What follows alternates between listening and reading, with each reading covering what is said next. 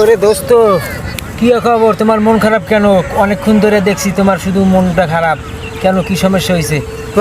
মন খারাপ হচ্ছে না বেটা, এত কষ্ট করে বেটা চাকরি তুন যাই, এই সারাদিন কষ্ট করি পরিশ্রম করি, সুয়ার বাজারে গালি খাই, পিএমের গালি খাই, এর মধ্যে এত পরিশ্রম করি কষ্ট করি বহু ইনকাম করি যাই। ইয়ার পরে ও বাসাত গেলে এই তোর বাবি হালে চিল্লি এই হলুদ নাই, এ মরিচ নাই, এ তেল নাই, এ লবণ নাই, এ চাইল নাই, এ ডাইল নাই, এ জ্ঞানের শুনতে একবার আমার ভাই অসহ্য লাগে, একবার বাসার তো বাড়ি চলে যাচ্ছে, ভালো লাগে না বেটা।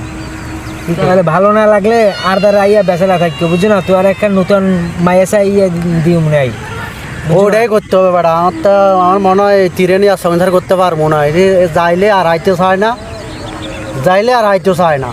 বহুতবার এই 40 দরবার মিলে এরে আনছি, আবার যাই গো, আবার আনি, আবার যাই গো। তো শেষ পর্যন্ত একটা বছর পরে আমাকে ডিভোর্স পাঠাই দিছে। এখন আমি ডিভোর্স বা কী করবো? আমি তো ডিভোর্স গ্রহণ করি নাই, ও নিজের থেকে পাঠাই দিছে। তারপরও আমি গ্রহণ করি নাই বিদায় লাস্টে দিতে যাই, আমাকে চেয়ারম্যানের ধরছে, যাইয়ারে বলতেছে স্যার মানে এটা সমাধান করে দিছে। ভিতরে বলে কি 2 লাখ টাকা দিতাম, 3 লাখ টাকা দিতাম। আমি গরিব মানুষ, গার্মেন্টসে চাকরি করি, আমি এত টাকা পাবো কই? এখন এটা নিয়ে বেড়া মন খারাপ বেড়া। যাই হোক, টেনশন কিছু করো না, এটা এটা আমরা দেখবো, অনেক কিছু লোকজন যাইয়া এটা একটা ব্যবস্থা আমরা খুব শীঘ্রই করে দেবো। এখন আমি টেনশনে আছি, এত টাকা পাবো কই বেড়া? গরিব মানুষ টাকা পয়সা জমাইতে পারি নাই, নিজের শরীরও ভালো না, সারা বছরে এই ডেলি কাম করি, কোনোরকম চলি আর কি। আচ্ছা দোস্ত, গেলাম, আমার একটা জরুরি ওদিকে কাজ আছে, বুঝছো না? ঠিক আছে, ধন্যবাদ, আবার আসিস। হ্যাঁ, আচ্ছা, ওকে।